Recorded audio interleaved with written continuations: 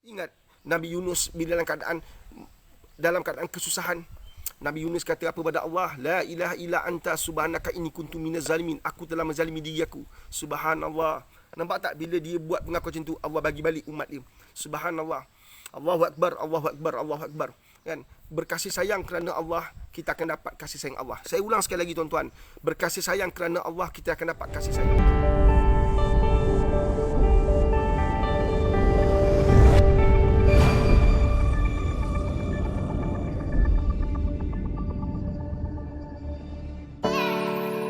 Rasa yang lezat, aroma yang mempesonakan,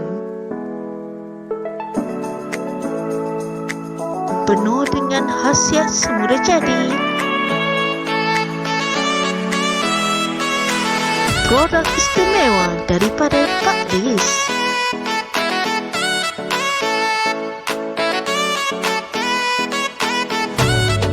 Pak Lis Coffee, dapatkan segera.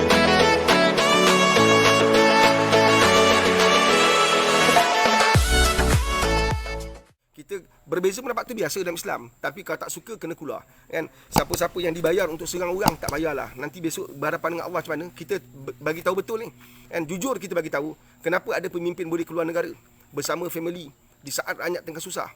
Rakyat sedang derita, rakyat sengsara, apatah lagi dia ni adalah ahli parlimen di Selangor. Nampak tak? Bukan main-main. Kan ahli parlimen di kawasan sebelah sana. Kalau ahli parlimen kat Melaka, okey dia konon-konon ni kalau kat Melaka tak ada masalah lah, sebab yang seksa sekarang tengah itu pun kita satu Malaysia kena bersatu hati. Kita satu Malaysia kena bersatu hati sebab COVID ni melanda satu Malaysia. Dia bukan cerita Selangor je.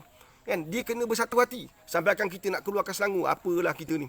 Nampak tak kan? Sekarang nak rezeki Selangor, besok rezeki Melaka macam mana? Besok rezeki Negeri Sembilan macam mana? Kan takdir pula Negeri Sembilan kena, Melaka pula kena, Johor pula kena. Kita kena bersatu hati. Dalam suasana yang penuh genting ni, kasih sayang mesti diwujudkan, dibangunkan, kasih sayang mesti diterbitkan, disuburkan.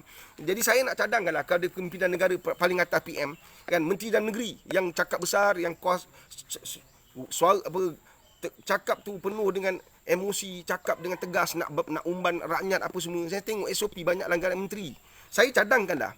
Saya cadangkan kepada kepimpinan negara yang paling atas. Sekadar pemimpin menteri wilayah kena denda 2,000. Saya rasa tak adil untuk rakyat. Bagi saya tak adil. Kan? Sebab kalau kesalahan boleh dibayar dengan duit, mampuslah kita orang miskin. Mampuslah kita orang kat bawah ni. Lingkuplah kita. Nampak tak kita nak cek 2,000 kita kena pinjam orang tau.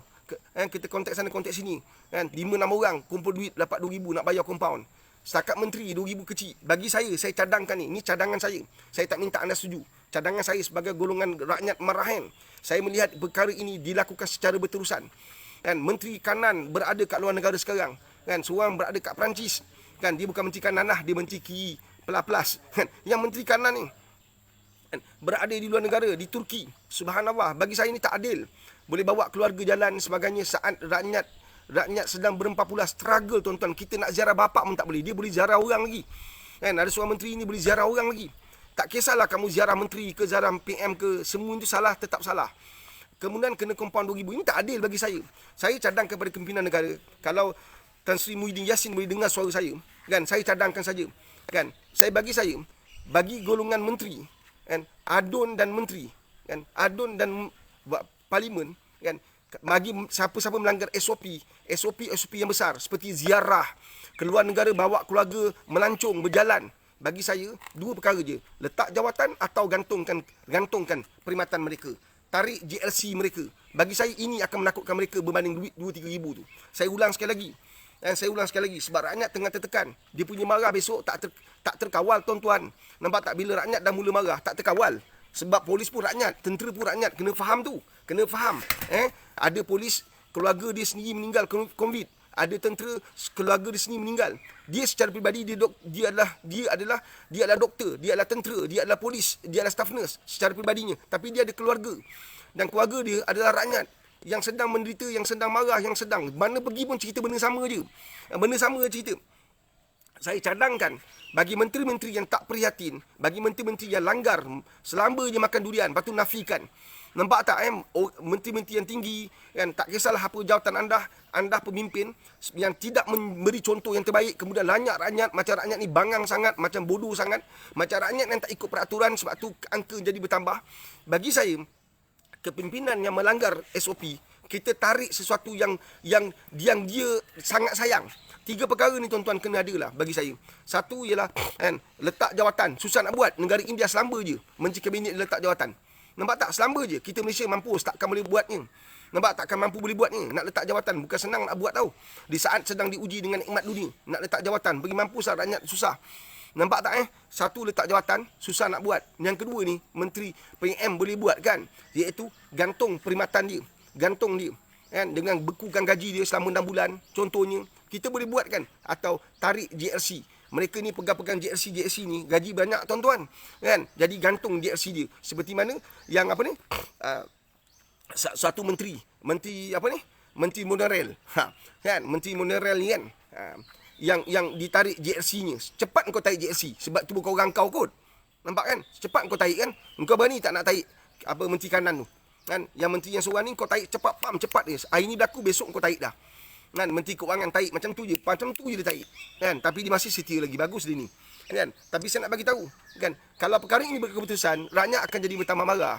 Rakyat akan tersinggung, rakyat akan tercedera hati dan perasaan dia. Ini bukan gurau-gurau, ini perkara benar yang sedang berlaku. Makan durian lah, kan, buat ziarah lah, pergi Perancis lah, pergi kat Turki lah, pergi sana, pergi sini. Ya Allah, semuanya, kan. Daripada tahun lepas perkara ni berlaku. Tetapi tahun lepas rakyat tak bunyi sangat sebab kes tu terkawal. Sekarang rakyat dah 80% dah mati jiwa dah. Kan, 60-70% dah mati perasaan dah. Kan, sebab duduk dalam rumah lama sangat tapi kes makin bertambah. Kan. Subhanallah, ini adalah perkara yang sangat besar yang tak patut kita ambil mudah, yang tak patut kita gurau-gurau. Kan, pemimpin sepatutnya bertanggungjawab di atas apa yang mereka buat. Kan, subhanallah. Kan, kita tak nak, sebab itulah para nabi, para rasul, bila mereka buat silap, mereka akui kesilapan mereka. Kita nak ikut contoh mereka lah. Kepimpinan yang ada sepatutnya ikut contoh-contoh yang ditinggalkan oleh para nabi dan rasul dan juga para sahabat. Nampak tak? Allahumma salli ala Muhammad wa ala Muhammad. Abbasiyah, Bani Abbasiyah, Bani Umayyah jatuh sebab pemimpin mereka akhirnya rapuh. Nilai-nilai dalam Islam tak ada dah. Dulu mereka kuat, dulu mereka hebat, tetapi akhirnya jatuh. Pasal apa jatuh? Sebab pemimpin mula fikir dunia. Pemimpin boleh dibeli. Ini fakta sejarah. Kejatuhan Bani Abbasiyah bagaimana? Bagaimana kejatuhan Bani Umayyah? Nampak tak? Subhanallah, macam mana kita lihat Masjid Cordobah yang sangat besar. Dan hari ini menjadi hanya sekadar muzium. Sedih kita. Dulu adalah pusat ilmu yang terbesar. Kenapa kita boleh tewas? Kerana kita lalai, kerana kita leka. Pentingkan diri sendiri, pentingkan tekak kita, pentingkan perut kita. Nampak tak? Boleh dibeli. Kan, hidup dengan penuh seronok. Kadang-kadang cerita Korea tu ada betul jugalah, kan. Kadang-kadang saya jenguk-jenguk juga, kan, cerita-cerita konspirasi Korea ni, tengok ke orang-orang atas macam mana dia manipulate kehidupan. Banyak benar jugalah. Ada 2 cerita yang patut kita tengok lah. Satu cerita Tamil, satu cerita Korea. Ya, betul, serius tuan-tuan. Saya suka baca, saya suka kaji, saya suka analisis.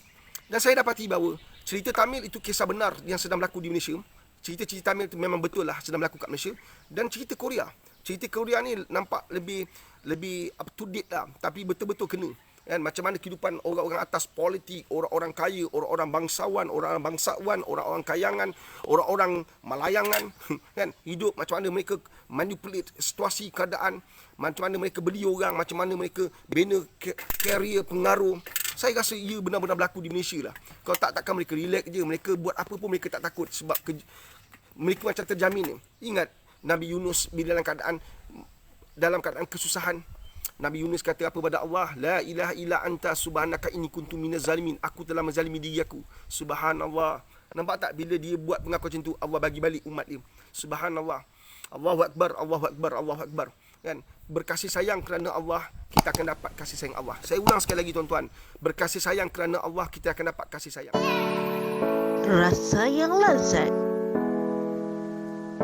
aroma yang mempesonakan, penuh dengan khasiat semula jadi. Produk istimewa daripada Pak Lis.